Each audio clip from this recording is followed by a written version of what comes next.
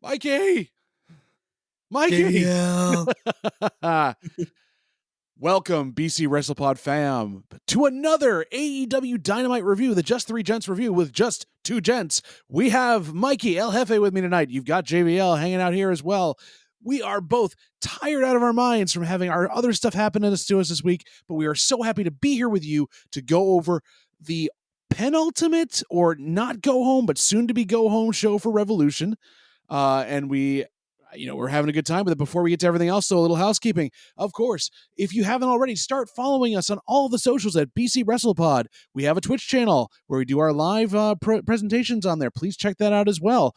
Subscribe to the channel here. Make sure you're getting that alert bell hit so you can make sure that you get all of the alerts about all of our other content during the week, because we review pretty much everything to do with wrestling.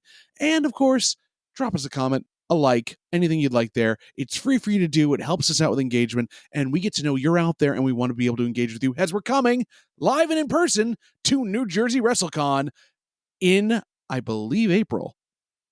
May. That's a month. I'm getting there. I will get all these things down there. I think I May get all 18th, this stuff. May 19th.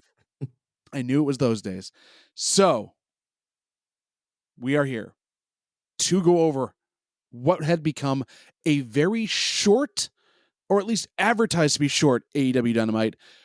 And it was a promo fest, but the promos weren't bad.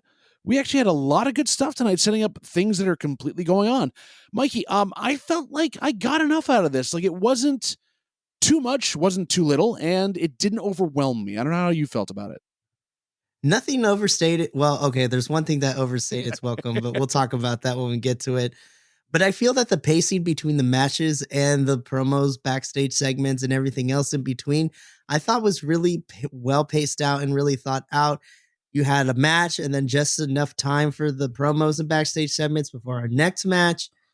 So that's been that's one of my complaints that I've had with AEW is the inconsistency in how we're booking shows. But it felt really, really weird because by the time we got through like the first two matches, I was just like, we have an hour to go. What is going to happen now?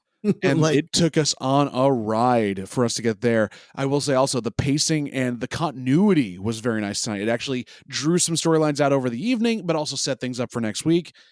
I'm looking forward to it. But let's get into the action just like we did on Dynamite. We jump right in. It's a grudge match. We've got BCC taking on FTR, the Blackpool Combat Club of Moxley and Claudio taking on FTR Bald and FTR Aggravated Assault. And speaking of that, this was basically an entire match of aggravated assault. These two did not pull anything. These punches, kicks, strikes were snug. And I'm talking like Japanese wrestling snug the entire time, to the point that Moxley finally did bleed. But Mikey, did you enjoy this as an opener? Kind of get you into that like fervor, that bloodlust that we're going to have going on? I said it last week because I wasn't sure how I felt about this match going into this week. I felt like it was going to be great, but I was like, how do we keep both teams protected? Because everyone involved, you can't have one lose or the other. And we ended up getting a time limit draw, but this was a baller match. I really, really enjoyed this. You know, at first, like the first couple of minutes, I was like, nah, okay, I've seen it before. And then I was just drawn in by how violent and how hard hitting this was, which is to be expected with these four individuals. But I can feel the animosity coming on, the vitriol, the hate, if you will, between these two teams. And when we got to the time limit draw, I was just like, okay. I was like, normally I don't like time limit draws, especially since we've been using them a lot recently in AEW now. It's been pretty consistent yeah. But every time we've had a time limit drawn, I'm like, no, that makes sense in the sense of the story we're telling. Exactly. And on this one also, it made sense for the amount of energy that had been expended in this, because not only was there kind of both teams healing it up at certain times and helping each other, Cash Wheeler like taunting Claudio with his own stuff going on. We did get our as happens in every BCC match, John Moxley on the chair ringside waiting to get beat up. But it was back and forth. It was energy to energy. And so you kind of had nowhere to go. Either there was going to be a surprise win of some sort, or they were just going to have to let this boil over to the next point. And that's what they gave us. This was so fantastic. And to even add to everything that happened. So we hit the time limit draw. And then they just continue to beat the bricks off each other for like a good 5-7 minutes afterwards. Right. It devolved into a fight, which then the entirety of the locker room cleared out, which they didn't do for the CMLL guys. But like this time, there was actually like, watching the Butcher try to like amble his way down to the ring when he doesn't move that well to begin with. Always fun to see. And It I is. love they were calling like everybody like from the back. It's like everyone from the front office as well. I didn't know that Karen the intern was there helping out in the front, or like the coffee guy was going there. Commentary was on point for this as well. They were doing pretty well. Commentary didn't really irritate me this week, which I was very, very surprised by. Except, I will disagree, except during the women's matches. well, normally they irritate me more. They didn't really irritate me as much, but yeah, the women's matches I put in a separate category and they're still awful. Yeah, it was. I did love tell my accountant that numbers don't matter. Was always very good. Or they're not important. But this was the thing. Also, did you notice? I don't know what was up with Paul Turner tonight. For all the matches he was reffing, he was physical with everybody, like kicking the hands away from the FTR cheating on the abdominal stretch, getting up and pushing Claudio. Like he thought he was 10 feet tall, and then he did it again later on. Like what was up with Paul Turner?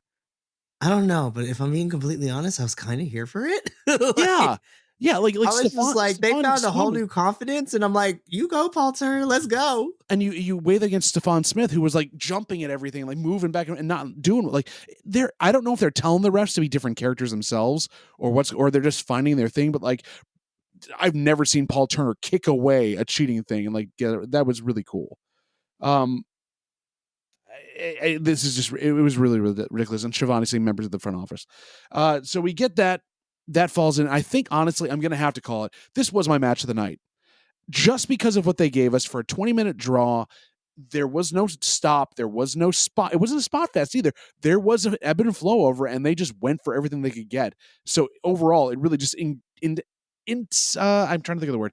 It wanted me to continue to watch. It brought me into it. So that's always good. We went backstage then to have our first promo of the night with Orange Cassidy, and Renee kind of runs down all the stuff he's been doing for the last weeks, months, everything else, defending this title, including flying to Wembley to promote All In, then doing a Rev Pro show where he fought 7 other guys to win his title, and then coming back here to take Trent's place because everyone else in Best Friends has been either taken out or is just very injured because the Undisputed Kingdom is going roughshod. And I will say this, making Doc Samson look kind of like he doesn't know what he's doing is kind of tough because like you don't want to make him look like I don't know really what medical thing is, but still. Yeah, I think that was the only gripe I had with this whole thing because Renee literally laid everything out. I was like, nope, that tracks, Renee. I was like, thank you for keeping everybody updated because it's always appreciative when we're told exactly this is the order of a timeline of events that we've gotten so far. Right. And then I'm staring, I was just like, I see Doc Samson ever so often. I was like, you are a very big dude. Like, he's ginormous. And he looks like a bouncer, but and to put it there where like he's cleared and he doesn't understand why he's cleared, but he just knows he is. That was what got me at the end. Like I don't know why, but he is. He's that's. It's like you should know why. The bare minimum requirements to be cleared. You're a doctor. Do your job. We move on from that backstage to another promo after a couple of video packages. FTR just saying that shouldn't have happened. We will take them on anywhere. We will fight BCC. We are going to take them on because we are. This is our yard. This is our landscape. They're not a tag team, and they're interrupted, and the fight continues because it just has to keep happening. We're totally getting this match at Revolution. Oh yes, it's got to be, and it's going to be like no time limit. Like I don't know if they're going to go hardcore or something like that, but they're going to add a stipulation to it where it's going to end up being like a tornado Texas death match. I guess because I'm like, you have to have some sort of stipulation, and with FTR looking at the trilogy they had with the Briscoes, I'm like, what more can they do? I was just like, well, and then do you have like? If Danielson's going to be in the corner of BCC for that because he's got his own match later on, do you put Mark Briscoe in the corner of FTR? I mean, I guess so, but then I got to remember, I mean, I guess it could make sense, but then Danielson will be working twice in one night because he has his Continental Championship match against Eddie, which I totally forgot was happening until I look at the card today. I was Right, like, they've exactly. both been doing they've been everywhere else except on AEW television. Exactly. But Well, I that mean, means we're the belt's being defended, which is great, except for the ROH one isn't. how does Danielson keep lining up to have these banger matches? He's facing Akiyama on Saturday on Collision. I'm like, how do you pull these strings? Like, what Well, is it's happening? called I'm going to be retiring soon, so give me everything you want to get these banger matches out of me now. That's basically what it is. As Okada comes over and he's going to have more with him. But speaking of banger matches, the next match was also almost my match of the night. Orange Cassidy filling in for Trent Beretta to take on Mike Bennett. So now, and this was said, I think, on commentary, and is complete, or it was said in the review by Ollie Davis and Wrestle Talk. I have to give him credit for this. Orange Cassidy has done more to put over the ROH tag titles than the ROH tag team champions, because he put Mike Bennett over hard in this match. He was being wrecked by him the entire time and fighting his way back and taking out everything else he could. But damn, Cassidy, you did amazing stuff on this one. You can't go wrong with him. I'm trying to remember if it was a headbutt or a chop, but like within the first couple minutes, that Mike Bennett just bam on Orange Cassidy. I'm like, oh my gosh. I believe it was a headbutt. It was a full-on headbutt. Yeah, it was a headbutt. I was just like, dang. This was my match of the night because, again, Orange Cassidy is the best AEW champion that we have gotten within the last year or two. And that's saying a lot because we've had we had to have a bunch of champions over, hold these titles over the last year or two.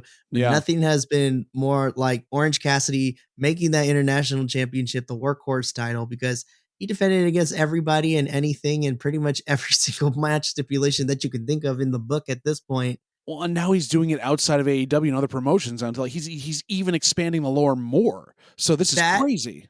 And that was the original intent of the International Championship when we first got it, that it would be defended across multiple promotions, both in the States and out of the States too.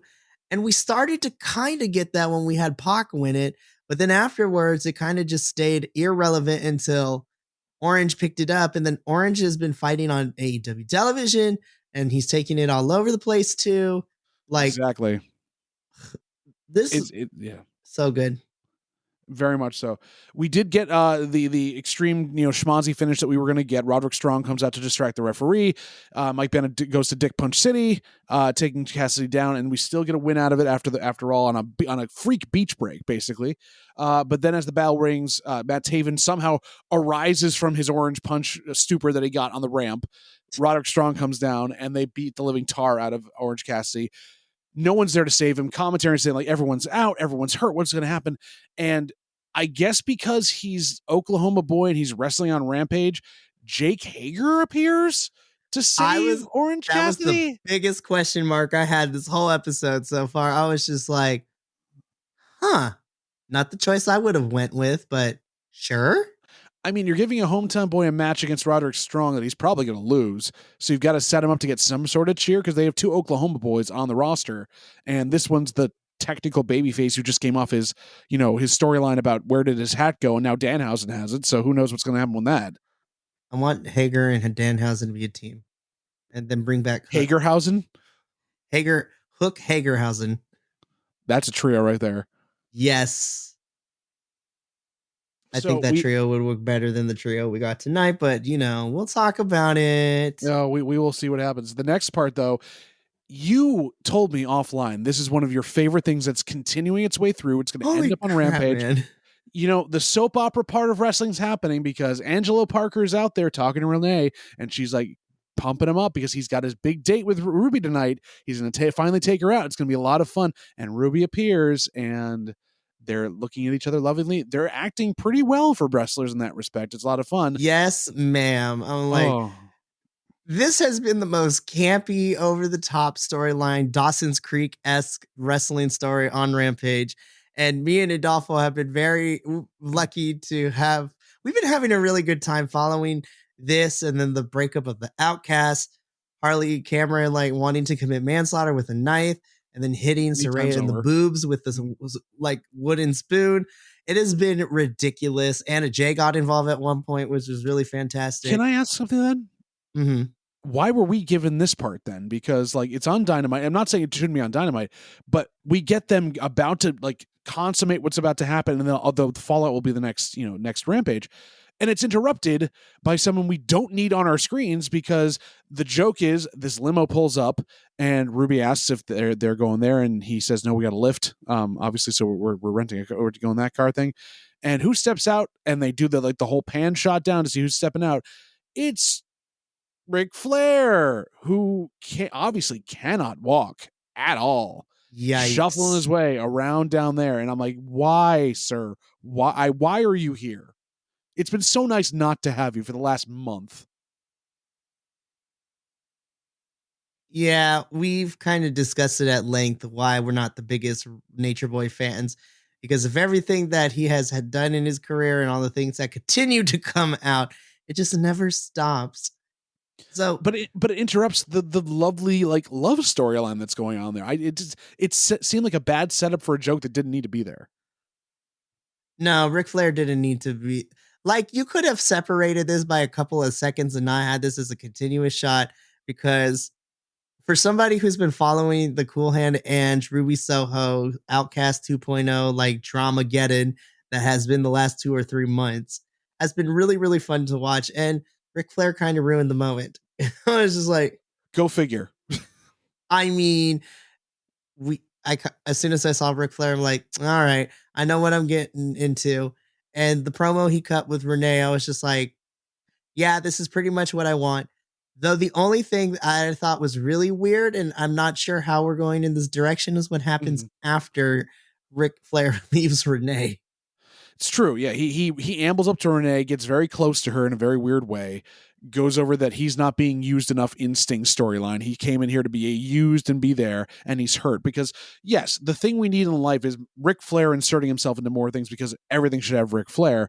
I will say the promo felt way more rambly than I was thinking. I think he's having some major degenerative issues going on with his in his brain. We really need to put him away. Stick him in some plastic and just keep him on a shelf. He does not need to be brought out anymore. Can this be the last time Ric Flair has to be anywhere? Please. As he ambles from Renee, knocks on a door, which we all knew it was about to happen. The Young Bucks open the dressing room door. I'm sorry, the EVPs. And he asks if they have some time.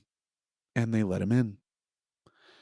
Even the Bucks were surprised. They're just like, what are you doing here?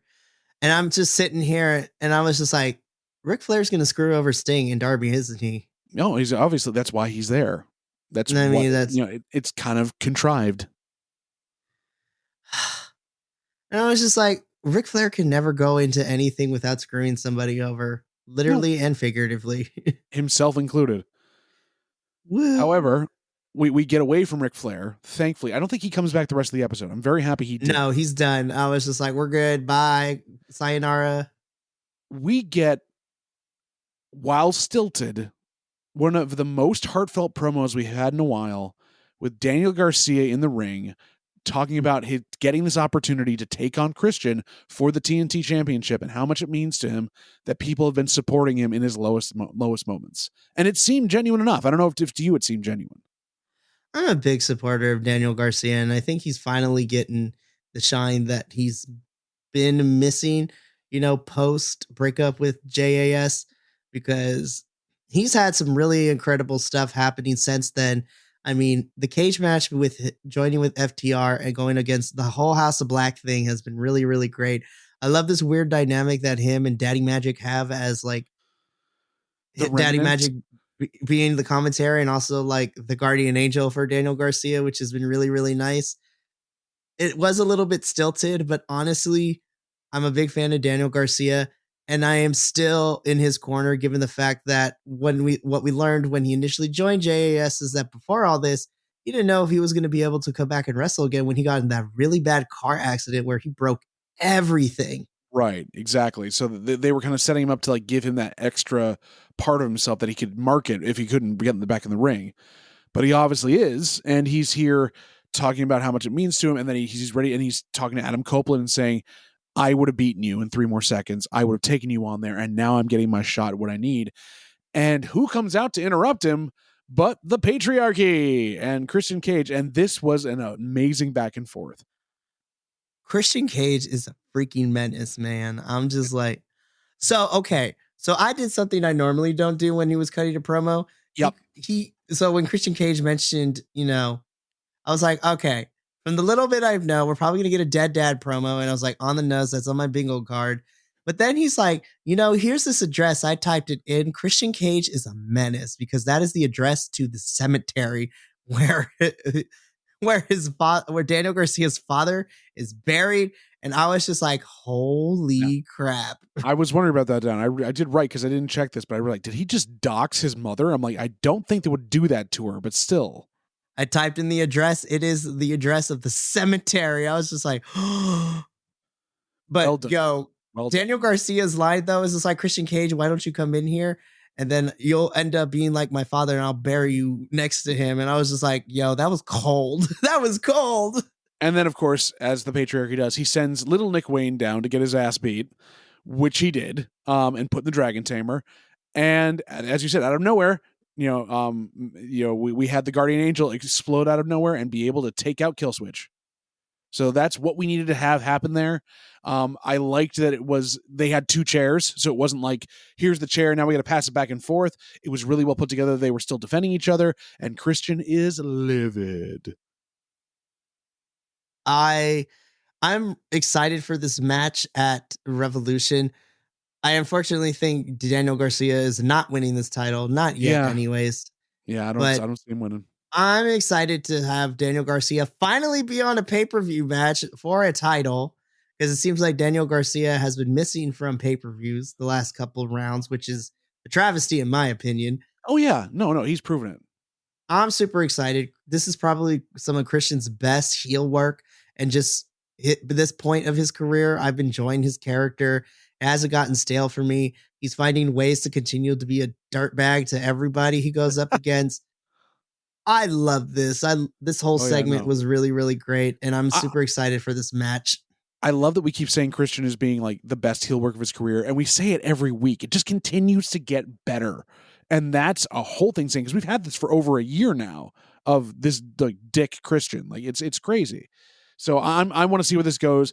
I hope that they give Daniel Garcia a good showing against Christian at best. Like, he needs to have that thing. Maybe he actually does end up winning it when Adam Copeland helps him out, or Copeland costs him the title because he's selling the concerto right now, comes and costs him for it, because no, he needs to beat Christian. So I don't know what it is, but there's something coming out of this that needs to be built that way.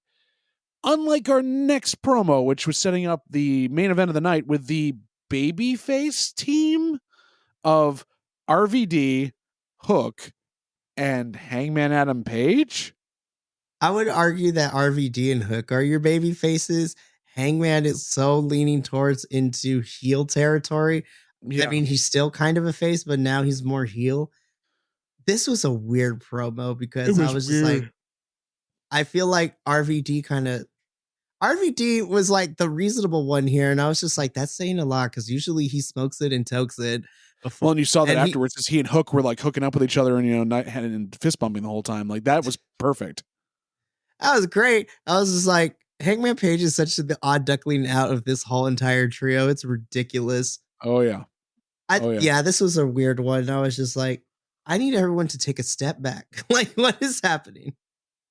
Well, they did take a step back. We were told, obviously, Hangman's like, you owe me, and we're doing this. He walks off, and we go into another really fun little bit here.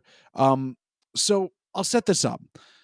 Ostensibly, we had 2 women's matches tonight, which is, oh my God, Dynamite had 2 women's matches. But they were the same length as one women's match, and they went into each other.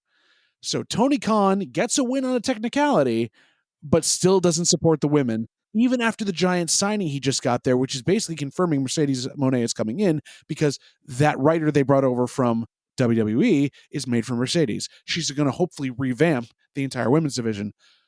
I was excited that we had both these things here. I liked what we got, but Tony, you're not giving it enough time. You're literally doing the bare minimum, and that's not enough. As we have Tony Storm take on local girl Sydney Winnell in a squash match. And this was basically just to put over that both of these women are using each other's finishers to end matches, basically, at this point. Yes. I agree with you. Even though we got two women's matches, this both of them combined was the length of one women's match, which is still not a good thing and still not No. okay. Yeah. My biggest critique I had in this match, and I know it's going to happen, but I was so afraid for Madison Rayne when Deanna looked like to spike her head in that finisher. I was like, Lord have mercy. So what Mikey's setting up here is we had Toni Storm to do the squash match. Deonna Purrazzo comes down as the match is ending, starts her match with Madison Rayne, which was very scary at that point. She cheated an STO that basically Madison spiked herself, went a little too hard down on it, and was definitely dazed. Yeah, right there. You had Doc Samson actually check in on her. But of course, since she was fine. Like Orange Cassidy, she was ready to go. Yeah, that really worried me. I will say there was a beautiful shot when we got the transition between Deanna and Tony's match. They were on the ramp, and we had the very beautiful, seamless split between black and white and Technicolor. Right down It the was center. really, really good. It was so good. Yes. And then after Deanna wins her match, the whole couple of minutes afterwards, the segment where we got the both women, and I'm like, this was great. Tony trying to tap out Deanna. Deanna's not trying to tap out, but she came very close a couple of times. Then they're against the ropes, staring at each other down the ring. And then Tony Starr's like, with the lipstick. I was just like, this is the best thing ever. It really is setting up quite a bit for both of them. They're really selling the animosity in this, and the fact that both that Deanna was taking on again another person from her past was also a big thing at that point. I did like on the beatdown, Tony finally did the one thing I always wondered why they didn't do when someone puts on an ankle lock, which is sit down, lock it in, and do the knee bar on it, because then it actually hurts. This allows so much room to move, but she pinned her down, which was great. In the Deanna match to start off with, Taz mispronounces her name. Excalibur calls him out on it, and then he says, I just can't pronounce those Italian-sounding names. Aren't you Italian, you idiot? Listen here, you misogynistic piece of turd. Like, Me I or can't Taz? I can't give Taz. I mean, I've never given any Taz any passes, anyways. But I'm not go. I'm tired of people giving Taz passes. So it's like, no, it is not that hard to pronounce her name. It is Deanna. Now, if you want to say it the white person way, it is Deanna Purrazzo. But because I'm Latin, I always inflect on certain things. So I say Deanna Purrazzo. I was just like, don't be disrespectful to Deanna. Come on, man. Like, Because obviously he can't pronounce Italian names, being Peter Scanerchia. Hook, Seriously.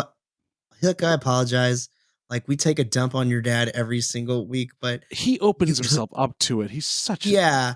Oh my gosh, I can't. But I don't want to talk about Taz. I want to focus on Tony and Deanna. So, well, I've got to ask you something about this quickly. Actually, I remembered. Mm-hmm. When Tony's in the ring and they had let go of everything else, did you hear them booing Deanna?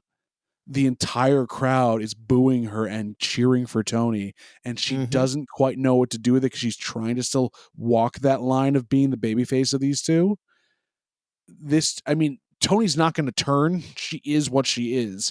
They need to put Deanna as a heel. They need to make her heel it up because this isn't going to work without it. No, and I said this to you before, to you and Professor, when Deanna first made her debut in AEW after that first promo, which didn't go very, very well. No. And I gave a little bit of background information, and I still stand by what I said. I think Deanna works so much better as a heel because then she can lean more into her virtuosa persona, which is no nonsense. She has 5 different ways to make you tap, cry, submit, everything. And she's just going to break a couple arms if she was. She is what Shayna Baszler wishes she thinks she was, which is very sad because it's not Shayna's fault. No, it's Shayna's not. a badass. It's just that she don't get booked well. Deanna is what it looks like when you want to be Shayna Baszler, but you have a somewhat competent person to book you for your style of wrestling. The problem is, though, that her character as a heel is very similar to Serena Deeb. And so then if you're running that part of it, now you have 2 technical wizards who don't really speak very well sometimes and need to be heels because they can't figure out how to make that into like an anti-hero babyface tweener type of role.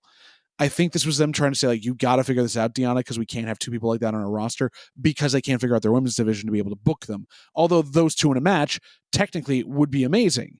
I just don't know Oh what they my would do with that. gosh, I want that match at some point, but and this is what I stated when we first initially got point that it was going to be Tony and Deanna for the title.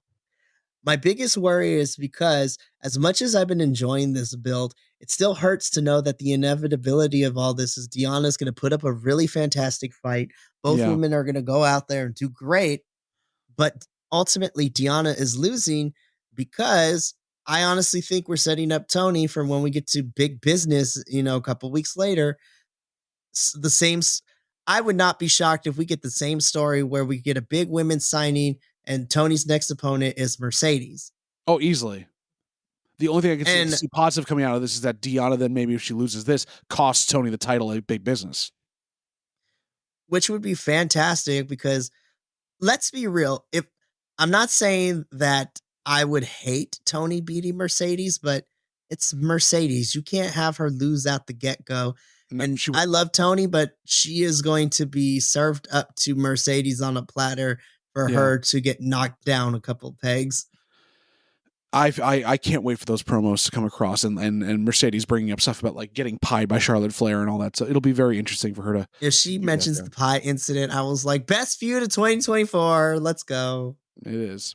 Although right now we're running into a promo afterwards that kind of sets up a really cool feud that we were worried about to begin with. This was your promo of the night, right, Mikey, with having Sting and Darby Allin really getting personal about this. I'm going to be completely honest with you, and I'm Please going to be vulnerable for a little bit. As soon as open up this for us. promo ended, I had to pause my television and I had to sit with what I just heard for a couple of minutes. And nothing was scathing. Nobody was yelling. It was very subdued in the delivery from both Darby and Sting. But man, I had to sit and reflect with this one. I was just like, the pain in Sting's voice is still there. You can tell he's still grieving, the passing of his father. Yeah. And coming to the realization that he kind of lets the real person come out a little bit because he makes the realization that, you know, he's not immortal. And, the more I love when promos have a bit of philosophical value in them because Yeah. I like to think about these things. I mean, we dissect professional wrestling on a scale that you can make a thesis statement for any college. Like It's true. that's how deep we go with this. But But also the he way goes that deep because he's such a veteran that he's got so much life experience. He knows where to pull from and do that as well. So that ring acumen is also huge. and for me personally, because and I'm gonna say this and get a bit of backlash, I don't have such an affinity towards Sting because I didn't grow up with Sting in the Mhm. heyday of his career. I came way later. In fact, I wasn't even a thought when Sting was at his quote unquote peak during his younger years. But I've always respected the hell out of Sting. But after this promo and sitting there and reflecting it, I might actually shed a couple of tears when that match is over and knowing that Sting is going to be retiring because, again, there's such a philosophicalness to his delivery and the fact that he realized at the end of the day, no matter what iteration of Sting he channels, at the end of the day, he takes off the makeup and he is a mortal being like the rest of us. And He's Steve he even Morton. stated his time is finite. But because his time is finite, he realizes that he has to make every opportunity matter. Mhm. And come Revolution, the Bucks are in for a fight, and I cannot wait for Sting to dig deep and for Darby to go balls to the wall, both of them to go up against them. I want this match to be nuts. I want this to be crazy. And obviously, I still want Sting to be safe during this match, but I want Sting to give me everything he has left in that tank because this is the final battle I, for him. I think he's And I want him guaranteed to that. go. I want him to go out swinging. Yeah, he's guaranteed that with what he said there. I will say that in the back of my mind when he mentioned his father had passed, I'm like, oh no, is there a wild Christian Cage around? Are we gonna have another thing pop up there? But luckily it didn't happen.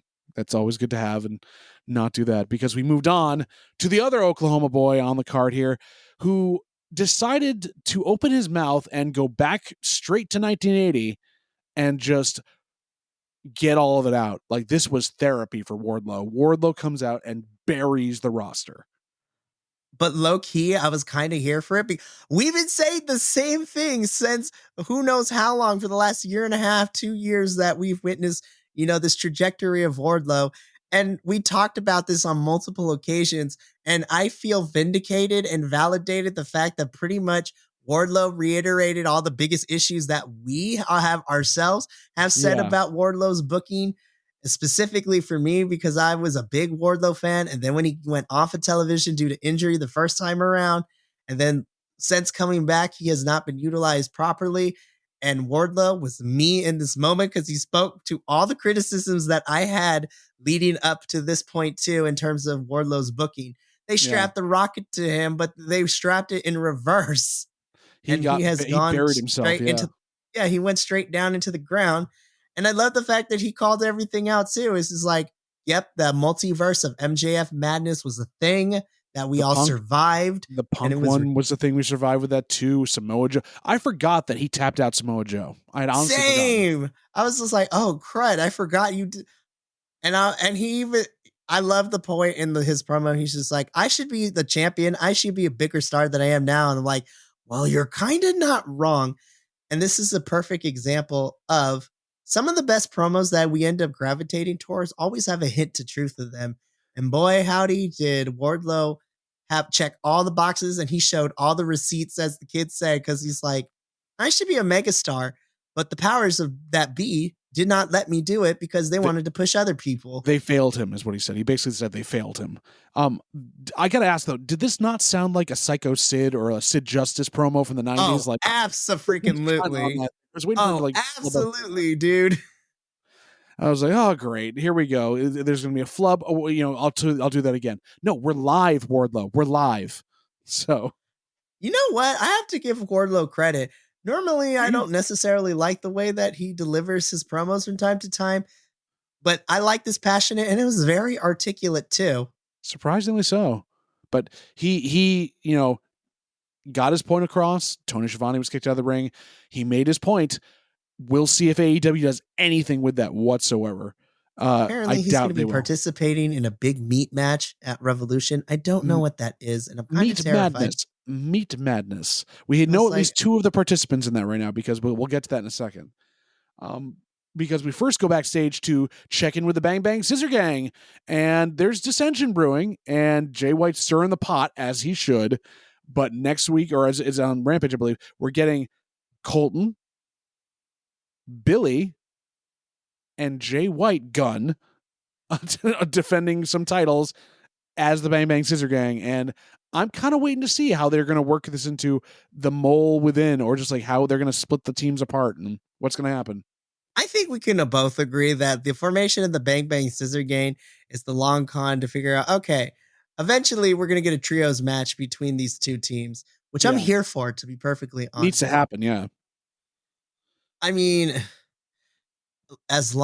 look, I'm not going to complain as long as we get either one of those two trios, like the 6-man or the trios titles, defended on television, because they've been thrown to the wayside, and it makes me very sad because the Acclaimed is so over with the fans and we're not utilizing them right now. Bullet Club Gold is a gem on Collision, and they're this Ring of Honor 6-man tags, and we haven't seen them defend those things in a hot minute.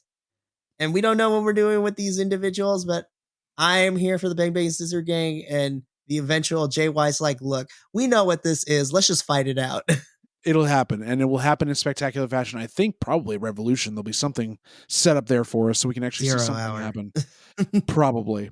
But then we got the update that, yes, Meat Madness is happening. Wardlow's going to be in this Meat Madness match. Tony Khan has announced what it is. We transitioned directly from that announcement on commentary to Don Callis backstage, basically trying to resell again. Yes, Ospreay and Takeshita are going to fight each other. Yes, they're on the same team, and they're not going to have animosity afterwards. And he puts him over there, and he whacks Hobbs in the chest, and Hobbs starts flexing. And it's like, oh, yeah, and this man's in the Meat Madness match. I'm like, oh, we are just literally going to put every monster who doesn't have anything to do into a match. I'm assuming Miro's going to be in this damn thing.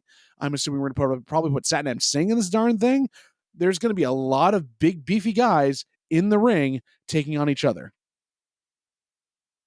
Honestly, I would have just been happy with Wardlow and Powerhouse Hobbs. Like, Give me a Yeah. triple threat with those two and Miro, and then I will be satisfied. Well, we're going to try to get as satisfied as we can because we're going to have to eat up, as Wardlow is starving, we're going to have to eat up the big meaty man meat happening soon.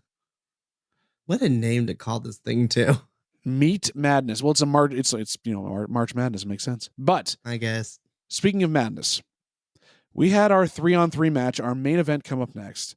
The babyface team of RVD, Hook, and Hangman Adam Page taking on. Mark.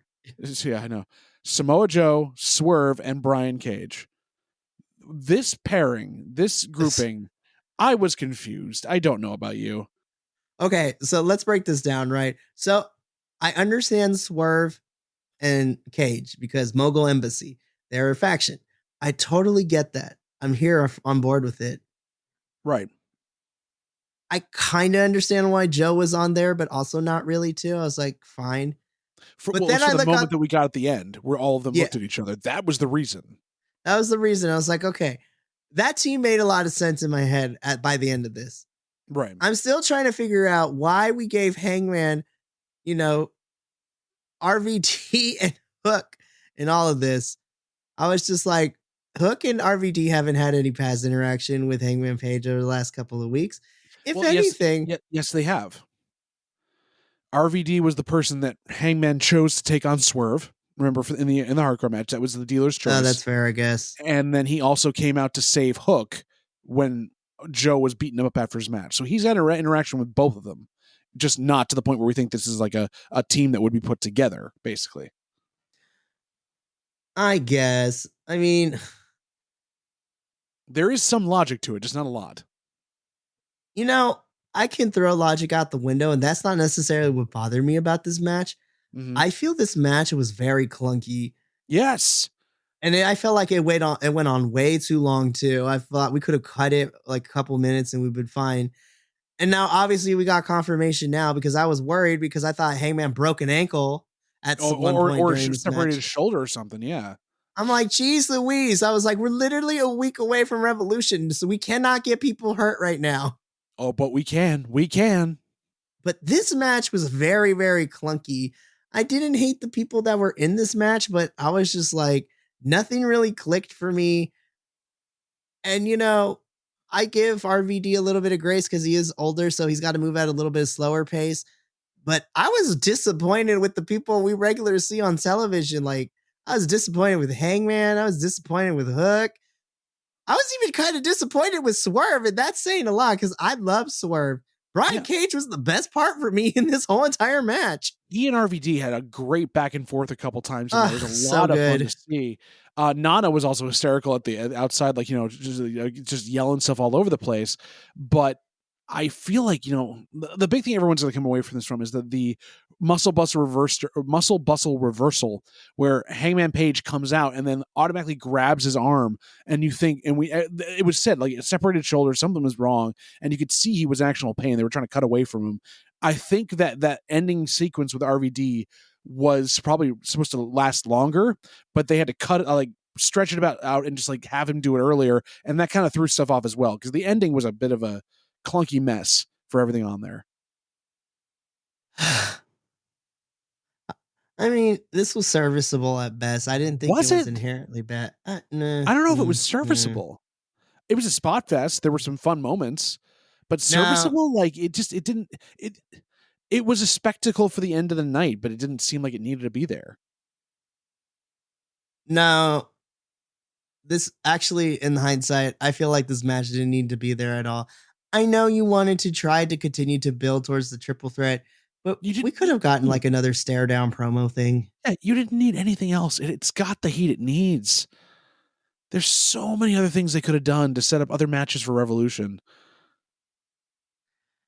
Yeah, it's kind of a downer. It was what it was. And especially having Swerve in it being a downer is very sad. Mikey, we got through this entire night. We watched the whole thing, and it was really kind of about 4 or 5 matches, not that much to do. It was a very light card. I want to know, what's your empanada scale on this one? What are you rating this? Because it wasn't terrible. Was it good? I'm going to give this like a solid... Yeah, I'll give it like a solid 6.97. Ooh. Just like Again, slightly below 7. slightly below 7. I think, again, nothing was inherently wrong. Even though I didn't like the main event, there could have been a lot things worse with it than what we Yeah. nitpicked at it. But I feel that every time AEW listens to the fans to try to fix what the biggest complaints have been, we always end up creating new problems. Well, So you got to be while we are, consistent. yeah, while we're getting story builds for these pay-per-view matches, everything else is kind of being thrown to the wayside. Like booking has been really weird. I don't know what's going on with the talent situation. The It's visa really, really situation, all weird. this like out of country talent that can't be there, like Kyle Fletcher apparently like not able to be there to defend his title. There's so much going on. Like, did people forget to like renew visas? Like, is there changeover in the front office we don't know about?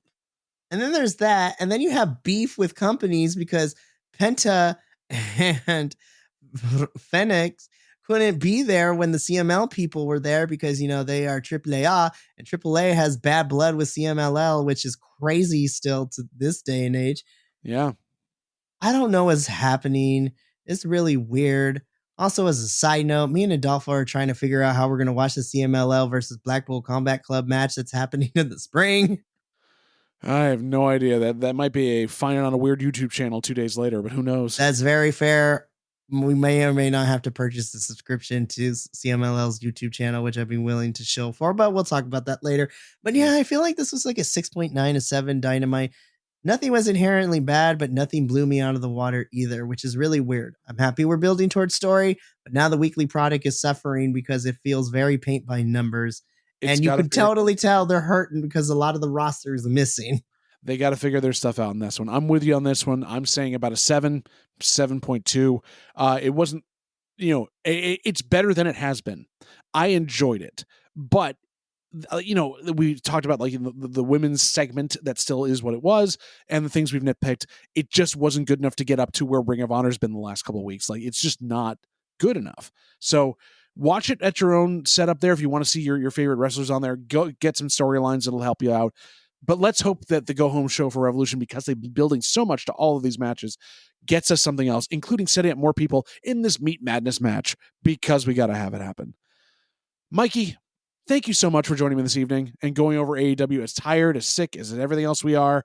Thank you for joining us as well. We always enjoy sharing this with you because we get to say what we think is happening. We give you our opinion, but we always like to have that discussion because this is definitely something we enjoy, and we know you do too. But remember, as always, for Mikey, for myself, for the absent professor who is making the monies, you're Biconic. We are all together Biconic. And we'll see you in the next video. Sayonara. Thank you so much for tuning in to another Vibe Tribe production. What's going to happen next time? Well, you're going to have to tune in to find out. But until then, remember, take care of yourself, love one another, and as always, make sure that you keep the good times rolling. Thank you for being here, and we'll see you next time.